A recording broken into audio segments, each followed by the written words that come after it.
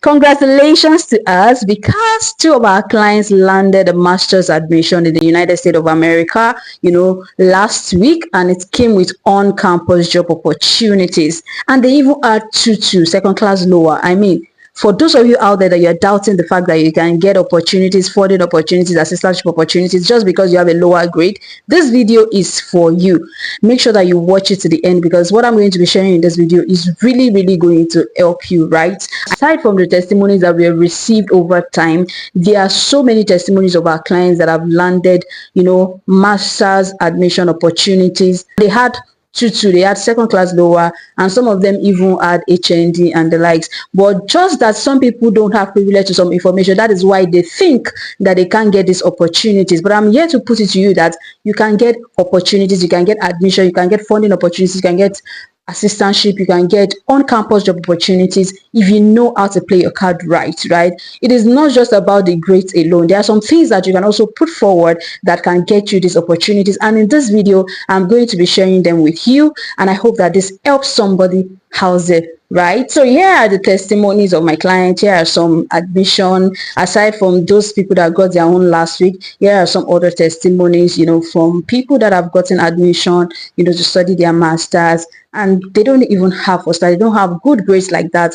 They are like 2-2, they had 2-2, they don't have good grades. In fact, some were low 2-2. So it doesn't have to be about your grades because there are other things that you can present, and I'm going to be sharing some of it. So first of all, if you want to apply for a master's degree or a PhD degree in the United States of America, in USA, these are the tips that is going to help you. And let me also remind you that if you have BSc, you can also apply directly to PhD. You don't really need a master's degree before you can apply for PhD. All right.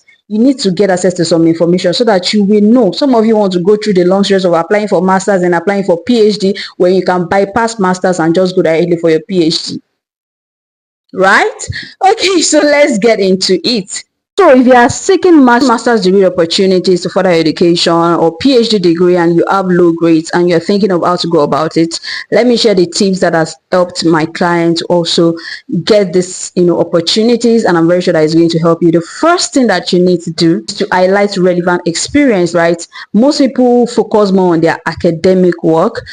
I mean, you had low grades, so why are you focusing more on your academic work? What are you focusing on exactly? You had low grades, so you really have to focus on more of the experience, whether you have research experience, maybe during your undergraduate days or after undergraduate days, you did a lot of research. Those are the things you should focus more on, because that is why you see it on application guides or all this. They will tell you that it is beyond the grade, that it is a combination of your grade, your experiences, your strong statement of purpose, recommendations that actually determines whether you get this application. So if you know that you don't have the grade, then put more energy on others, put more energy on your experience. Start with that. Your experience is very important to them because they need somebody that already has this practical experience rather than just grades. Anybody can have first class, anybody can have second class, anybody can have third class, but not everyone has the experience. So what do you need to highlight? Highlight the relevant experiences. It could be your internship, project, extracurricular activities, those leadership skills that you have in school, those your leadership positions. You need to highlight them, the things you do. If you are into politics, highlight it, how you moved a lot of students to do some things and everything, how you were able to impact your fellow colleagues. You can put this. These are experiences that a lot of people even missed out of the equation. You focus more on academics, you did what, but at the end of the day you don't have good grade. Then focus on the experiences. That is very important. These are the things that I've done for my majority of my clients, and some of them, by the time I'm done with the application, they are always surprised because these are the things we need. You don't have the grade, accepted, then focus on the experience. And number 2, write a strong personal statement or statement of purpose. Some schools can use it interchangeably. Some schools might need a 2. You need to write a strong one. Like I said, it's the combination of those things that actually make them to give you additional. It is beyond grade. It is beyond the grade that you have.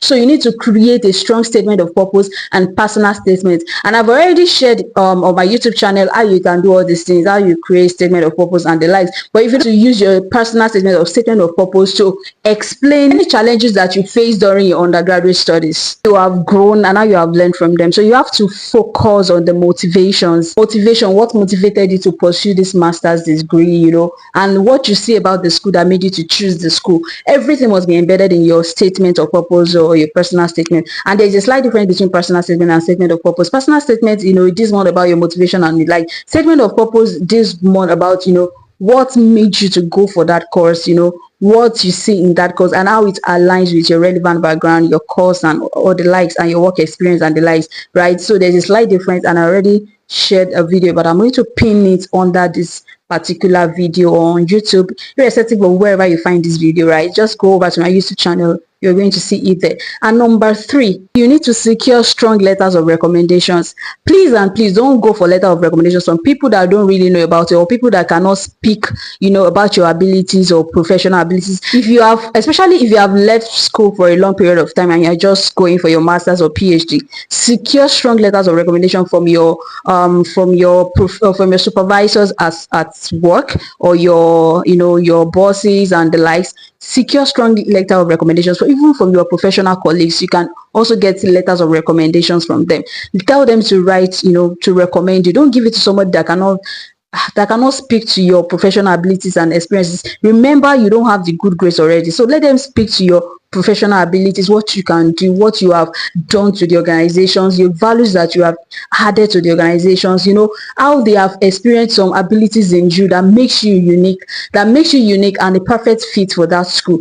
Secure strong letters of recommendation. It is very, very important. Your recommendations go a long way, so make sure that your recommenders are people that can actually speak to the things that you possess and other areas that that you are talented, you are gifted, you have experience in, that is going to add more mark to your master's application. That's going to boost it up. So it is very, very important. And number 4, showcase professional development. If you have taken any courses, any research program, any trainings at all, you have to showcase it in your maybe your CV. You can also mention it alongside in your statement of purpose, but they are not really necessary in your statement of purpose, but you can showcase them in your CV, because some schools are going to request for your CV, maybe for graduate assistantship, for research opportunities and the like. So you are going to submit your CV. Make sure that you highlight your internship, trainings, your courses, the certifications that you have done. If you have green energy trainings or participation, include it. If you are volunteer for NGOs,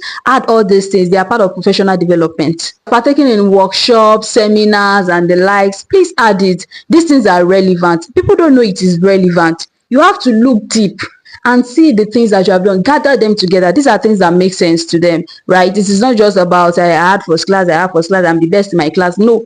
Even people that have first class, if they don't have all these things also in addition, they may not get the admission, they may not get the the opportunity. So it is a very big advantage to you that you don't even have the grade. Make sure that you focus more energy on these things. Your professional development is very, very important. And then the next one is the entrance exams, the test that is needed, like your GRE, your GMAT. Some schools actually request for this, because when you have GMAT alongside your lower grade or your 2nd or your 3rd class, it's actually boosts your grade, like in their own marking scheme, the way they calculate it. If you have GMAT, a good score in GMAT or your GRE, it's really going to boost it. But then for the clients that I did their application and everything for, they did not use their GMAT, they did not use GRE.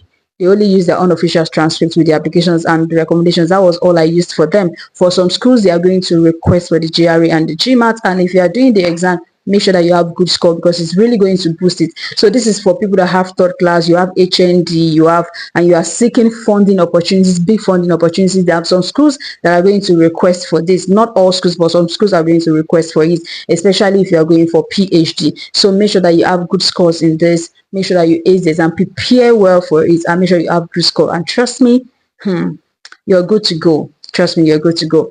And the next one, connect with faculty members, right? If you needed research opportunities, grants, assistantship and all that, go to the courses that you want to apply for. Maybe you say a particular course that you want to apply for, go and check out the faculty members, reach out to them if there is any grant opportunities, research opportunities. If you can work as a research assistant under them or a graduate assistant under them, you can reach out to them. These people can actually assist you.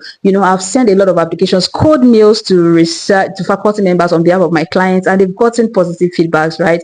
Some of them, they even got their application fee waived, right? There are some schools that are not even accepting that have even waived application fee, and there are some schools that you can even pay when you get the admission, right? So it's more about information. So you can reach out to faculty members, ask them, tell them, you know, what you want, the opportunities you are looking for. And trust me, if you know how to compose your code mails in the right way, you are definitely going to get a good response.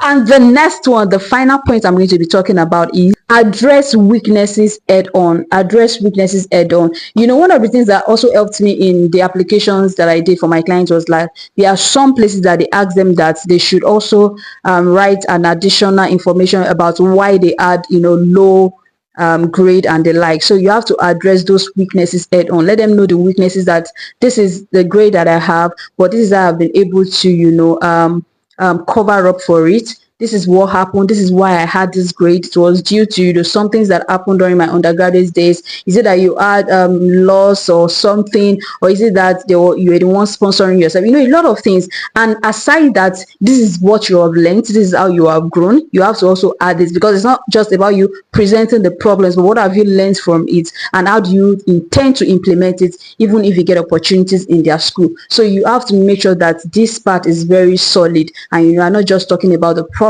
what you have learned, and how you plan to move on. So make sure you address weaknesses head on. It helps them to even make decisions for you. You know that there are some faculty members that can make decisions on students, right? So if you have addressed this weakness head on, when they are doing their meetings and they are trying to pick the students, they would, you know, be able to vouch for you. One of them can even vouch for you. This person have already talked about this, so let's just give her the chance. And you can even be lucky to get a provisional admission. That means you have admitted provisionally, meaning that you have to, you know, work harder in the first year and make sure that you meet up with the grade that is needed. And most schools is 3.0 GP. Maybe you have less, so you have to make sure that your first year results will meet up to 3.0, you know, GP, right?